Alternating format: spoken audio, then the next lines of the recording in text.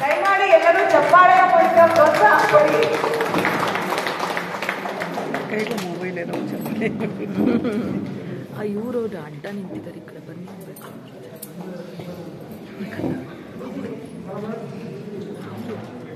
ಇಂದಿನ ಕಾರ್ಯಾಗಾರದಲ್ಲಿ ನಾವು ಇದನ್ನೆಲ್ಲ ಅಳವಡಿಸ್ಕೋಬೇಕಾಗಿದೆ. ವೈಚಾರಿಕ ಜ್ಞಾನ, ವೈಜ್ಞಾನಿಕ ದೃಷ್ಟಿಕೋನವನ್ನು ಬೆಳೆಸ್ಕೋಬೇಕಾಗಿದೆ.